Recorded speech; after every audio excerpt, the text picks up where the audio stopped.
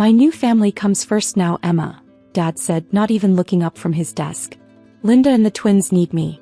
You're 22, you can handle yourself. I stood in his corner office at Henderson Manufacturing, the company my grandfather had built, watching my father choose his new wife and stepchildren over me. It's my college graduation, Dad, I said quietly. Mom would have dash. Don't. He cut me off sharply. Linda's planning a trip to Europe with the twins. They need this bonding time. You understand? I did understand. I understood perfectly. Since Mom died 3 years ago and he'd married Linda 6 months later, I'd understood more than they realized. Of course, I replied, straightening my shoulders. The twins' high school graduation next year is more important than my MBA from Harvard. He finally looked up, irritation crossing his features. Emma, you're being childish. Besides, with that fancy degree, shouldn't you be looking for a job instead of expecting family celebrations? I smiled, thinking of the investment firm I'd already founded with my inheritance from Mom, the one they knew nothing about. You're right, Dad. I should focus on business. 10 years later, I sat in my own corner office, this one occupying the top floor of the gleaming Griffin Capitol building. My phone buzzed with a familiar number, Henderson Manufacturing's main line. Ms. Griffin. My assistant's voice came through the intercom. Your father's office is calling. It's the 5th time today. I glanced at the financial reports on my screen, Henderson Manufacturing's steady decline laid out in brutal detail. A decade of mismanagement, outdated practices, and Linda's extravagant business expenses had taken their toll. Put him through, I said, touching the frame of Mom's photo on my desk. She'd always said success was the best revenge, but patience made it sweeter. Emma. Dad's voice sounded older, strained. We need to talk. About the company's imminent bankruptcy? I kept my tone professional. Or about the fact that Linda's twins have run their divisions into the ground? Silence filled the line. Then, how did you know about Dash?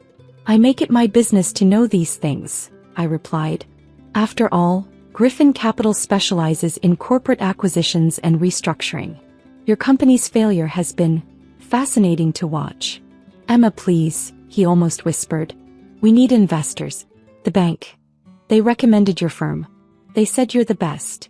I looked out my window at the city skyline, remembering all the family dinners I'd missed, all the holidays spent alone while they vacationed in Europe, all the achievements they'd ignored. Interesting, I said softly. Now you need your old family's money. Shall we meet to discuss terms? I'm sure Linda and the twins would love to see my office. The silence stretched again before he answered. Tomorrow at 9? Perfect. I smiled, though he couldn't see it. Oh, and Dad, tell Linda to wear comfortable shoes. My office is on the 68th floor, and I'm having the executive elevator service tomorrow. Such a shame about the timing. I hung up before he could respond, turning back to my computer to prepare for tomorrow's meeting. On my screen, Henderson Manufacturing's stock price continued its downward spiral. Ms. Griffin, my assistant called. Should I prepare the standard acquisition documents? No, I replied, opening my private files. Prepare the special ones. The ones we've been saving for exactly this moment. Tomorrow would be interesting indeed. At precisely 9 a.m., I watched through my office's glass walls as my father, Linda, and the twins Michael and Madison trudged down the hallway, sweating and disheveled from climbing 68 flights of stairs. Linda's Louboutins dangled from her fingers, her perfectly styled hair now a mess. Water, I offered innocently as they collapsed into the chairs facing my desk. You all look flushed. The elevator dash, Linda started, but I cut her off, is working perfectly now. Remarkable timing. I smiled, remembering all the family events they'd accidentally scheduled when I was overseas on business. I do hope the climb didn't tire you too much. We have a long meeting ahead. Dad wiped his forehead with a handkerchief, taking in my office, the wall of industry awards, the views of the city, the subtle displays of wealth that made Linda's designer handbag look like a cheap knockoff. Emma, he began, we didn't know your company. Griffin Capital? I finished for him. Yes, quite a surprise, isn't it? Almost as surprising as discovering your company is 3 months from complete collapse. I touched my desk surface, activating the wall screens. Henderson Manufacturing's financial disaster played out in high-definition charts and graphs. Let's see, I continued, pulling up more data. Michael's division lost $30 million last year on failed projects. Madison's marketing campaigns have become industry jokes. And Linda's consulting fees, fascinating accounting there. Madison straightened in her chair, attempting dignity despite her disheveled state. You don't understand the challenges, Dash. Actually, I understand perfectly, I interrupted. I understand how you convinced Dad to make you marketing director straight out of college, despite having no experience. Just like I understand how Michael became operations manager because he's family. Wait a minute, Dad protested, but his voice lacked conviction. I pulled up more documents. Shall we discuss the company condo in Paris? The one Linda uses for business meetings that mysteriously coincide with Fashion Week? Or the private jet Michael insists is for client relations but seems to only fly to Caribbean resorts? Linda's face flushed darker than her post-climb glow. Those are legitimate business, Dash. Expenses that have bankrupted a century-old company, I finished. Grandfather would be so proud. The mention of my grandfather, the company's founder, made Dad flinch. Good. The bank recommended us for a reason, I continued. Griffin Capital specializes in difficult cases. Though usually the difficulty is market conditions, not family incompetence. Please, Dad said quietly. We need help. I stood, walking to the window.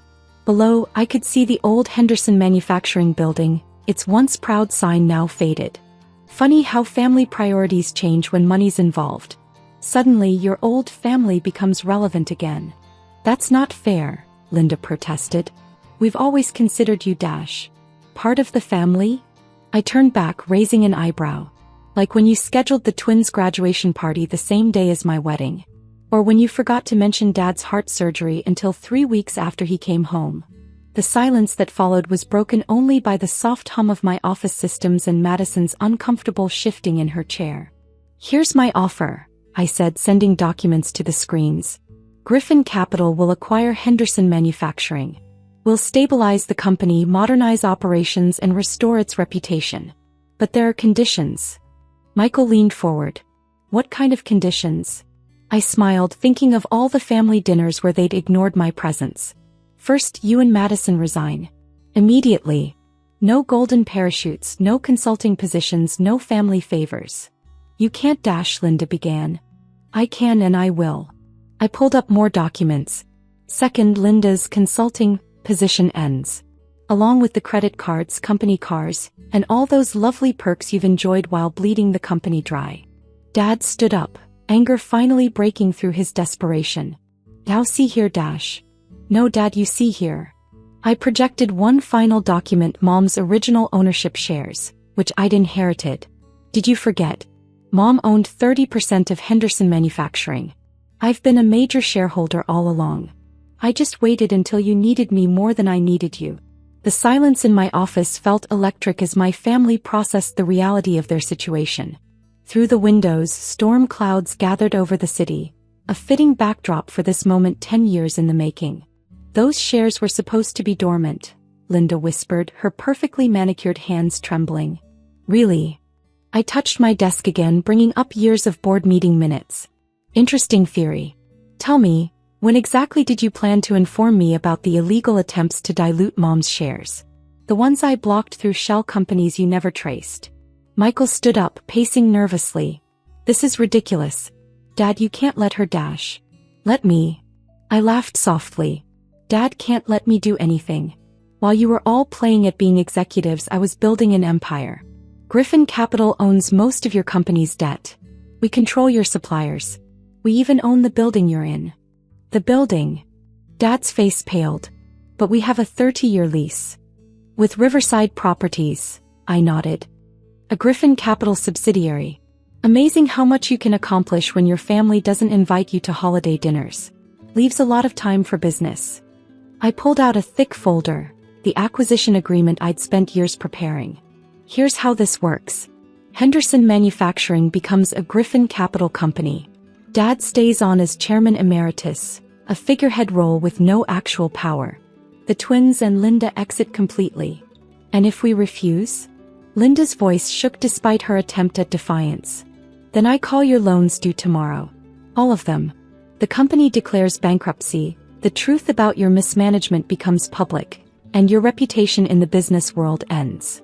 I smiled. Oh, and those trust funds you set up for the twins using company money? I've already frozen them.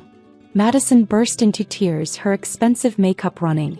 But where are we supposed to go? What are we supposed to do? Get real jobs. I suggested. Learn the meaning of actual work. Novel concept, I know. Dad sank back into his chair, looking older than his 60 years. Emma, please, we're family. Family. I stood up, walking to Mom's photo on my desk. Like when you skipped my Harvard graduation for the twins' high school awards ceremony. Or when Linda redecorated Mom's house, throwing away her things because they didn't match the new aesthetic. Thunder rumbled outside as I continued. Or maybe you mean family like the time I was hospitalized after my car accident, and you were all too busy on your Mediterranean cruise to visit? We sent flowers, Linda offered weakly. To the wrong hospital, I corrected. You couldn't even be bothered to check where I actually was. I opened the folder, spreading out the documents. Sign, and Henderson Manufacturing survives under Griffin Capital's management. Refuse and watch everything you've taken for granted disappear. You destroy your father's company? Michael challenged. No, I replied calmly. You already did that. I'm offering to save it, just not for you. One by one they signed. Dad's hand trembled as he added his signature last, officially ending his control of the company his father had built. Tao what? Linda asked, her voice small. Now. I pressed a button on my desk. Security will escort you out. Your company phones, credit cards, and keys have already been deactivated. The company cars will be collected this afternoon. But where will we go? Madison whimpered. I hear the bus stop is just 68 flights down, I replied. Better hurry, looks like rain. As security led them out, Dad paused at the door. I never meant to. To what, Dad? To throw away your first family for your second? To let Linda erase Mom's memory? To miss every important moment of my life? He looked down, unable to meet my eyes. I'm sorry. I know, I said softly. But sorry doesn't change the past decade. It just makes the present more ironic. After they left, I stood at my window watching them emerge from the building far below. The rain had started, and I could see Linda struggling with her broken designer heel. The twins huddling under a newspaper, all their carefully maintained appearances washing away. My assistant entered quietly. The transition team is ready, Ms. Griffin. Should we begin the company takeover? Yes, I replied, touching Mom's photo. And Sarah? Have someone pack up Dad's office. He can collect his personal items next week, after he's completed the 68 flight climb again. The storm intensified outside, but in my office, everything was crystal clear. 10 years ago, Dad had chosen his new family over his old one. Now, as they stood in the rain waiting for a taxi, I wondered if he finally understood the cost of that choice. Sometimes revenge isn't about destruction. It's about standing at your window 68 floors up, watching karma rain down on those who thought they could write you out of the family story. One more thing, I called to Sarah. Send a company-wide email. Henderson Manufacturing is now Griffin Industries. It's time to restore my grandfather's legacy under its rightful heir. After all, Dad had always said his new family came first. He just never expected his old family to come out on top.